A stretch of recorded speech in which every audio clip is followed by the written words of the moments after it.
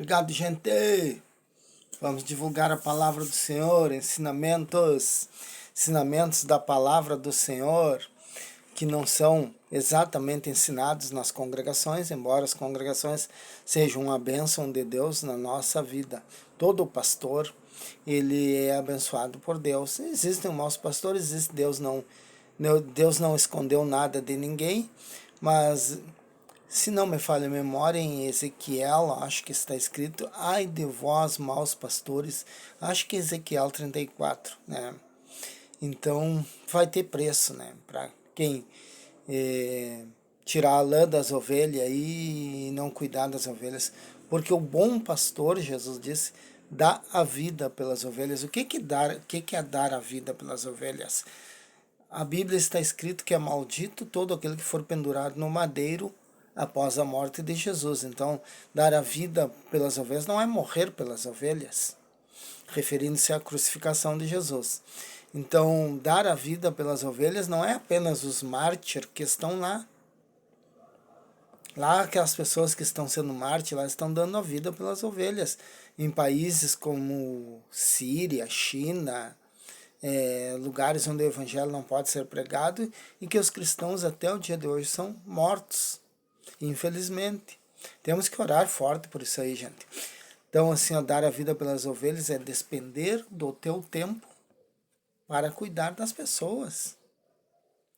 Por exemplo, eu não sou pastor, eu sou evangelista, mas se eu fosse um pastor, todos os membros da minha igreja iam ter um cartãozinho meu com meu número de telefone, de WhatsApp, para eles ligarem a hora que quiserem. E se fosse de madrugada, bom, ia ter regra para isso. Não ia ser tão simples assim, é de madrugada. Teu esposo está aí, o local não é perigoso, tem que ser conversado. Se houver a necessidade de ir com a polícia para realizar uma oração, uma libertação, algo assim, teria que ir. Mas todos os membros teriam que ter o meu cartão e o meu WhatsApp ali, o meu número ali e acesso a mim. Então, tem que dar a vida pelas ovelhas. Durante os dias que não tem culto, vai para os bairros evangelizar, não é ficar dentro da igreja. Estou falando se eu fosse, mas o ser não existe, né? Eu não sou e não quero ser. Tem uma coisa que eu não quero ser, é pastor. Por que eu não quero ser? Porque eu não tenho chamado pastoral. Eu tenho chamado evangelístico. Eu tenho chamado para cuidar da obra do Senhor como ensinador cristão. E Deus me usa em cura, libertação, mas me usa no ensinamento, porque a verdadeira cura, ela vem por conhecer a verdade, e a verdade vos libertará. Existe a cura por imposição de mãos? Existe. Mas são poucos. Existe a cura através daquela oração da fé? Garanto para vocês, sem medo de errar, que todos que levantam as mãos ali, dão testemunho, no próximo culto vão levantar as mãos e dar testemunho de novo. Todos. Então, não termina as doenças dessas pessoas, que tanta doença eles têm. Não, aquilo ali foi um emocional que aconteceu ali. Ninguém. Quem estava doente ficou doente, mas ele sentiu um alívio na base da emoção, na base da oração ali. E não foi curado nada, mas ele deu testemunho. Mas no outro culto ele está lá, dando testemunho de novo. Mas não era esse o assunto, eu falava de ensinamentos bíblicos. Então eu falava sobre Davi, que Deus teve que preparar ele primeiro. Primeiro ele teve que abater um urso, depois ele teve que abater um leão. E quando ele foi levantado rei, ele não teve vida fácil, porque o Saul perseguia constantemente. E ele deu lições de amor, no qual hoje nós temos aí Jesus Cristo dizendo que nós temos que amar ao próximo como a nós mesmos, e Deus sobre todas as coisas. Davi deu grandes lições de amor. Ele teve 2 oportunidades para matar o Saul e ele não quis. E ele dizia para os seus discípulos: longe de mim tocar no ungido do Senhor. Deus julgue entre eu e ele. Então ele mostrou ali o amor de Deus, né? Então, assim, Davi nunca teve vida fácil, mas ele foi o homem segundo o coração de Deus. E como Deus é santo, ele não esconde nada de ninguém. Davi, mesmo sendo homem segundo o coração de Deus, ele cometeu adultério, como já ensinei aqui, que foi com a Betseba, que ele viu ela se banhando e cobiçou ela e levou para o palácio dele, fez sexo com ela, e ele tinha direito a ter quantas mulheres ele quisesse, porque no Antigo Testamento era permitido. Nos dias de hoje é marido de uma só mulher, mas no Antigo Testamento era permitido, desde que tivesse condições de sustentá-las. As mulheres de antigamente não eram como as mulheres de hoje, que trabalham. Teria que sustentá-las. Elas ganhavam muitos bebês. Então, as famílias eram bem grandes e as pessoas duravam bastante. Então, tinha que ter condições. Tá? E Davi tinha, ele era rei, ele era riquíssimo, ele era pobre, mas ele se tornou muito rico pela obediência ao Senhor, porque cada batalha os despojos vinham, presentes vinham. E ele foi adquirindo riquezas, fortuna.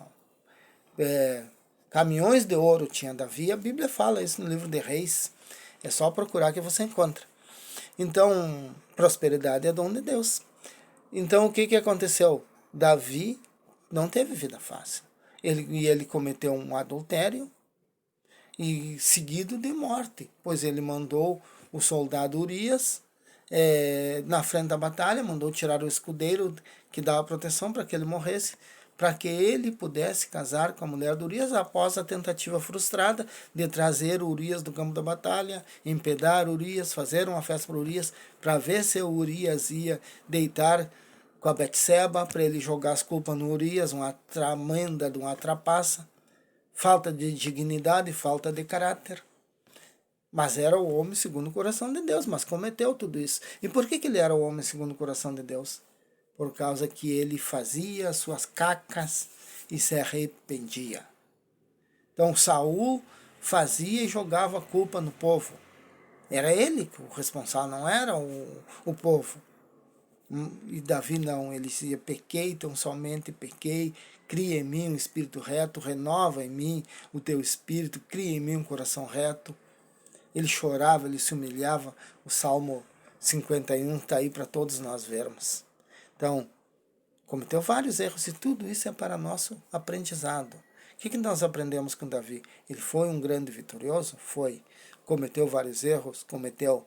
Pagou pelos seus erros? Pagou. Seu próprio filho estrupou sua própria filha. O irmão da moça estrupada matou o seu próprio irmão. Seu reino teve parte dividida por causa desse filho aí que se vingou do estrupo da própria irmã. Então, assim, ó, Davi, numa batalha, ele perdeu 120 mil guerreiros, me parece, por haver contado o povo que não era para ele contar, mostrando que ele não confiou em Deus. Então, assim, ó, Deus não escondeu nada de ninguém, colocou tudo na Bíblia para que hoje nós possamos aprender e não cometer esses erros. E os atos praticados vitoriosos venhamos a cometer. Então é isso que nós precisamos entender, que a Bíblia é um livro vivo e contém a mentalidade de Deus, e que nós temos que ter a mentalidade de Deus, a mentalidade vencedora, uma mentalidade que não combina com o pecado. É isso que nós precisamos aprender e colocar em prática para vencer. Venceremos!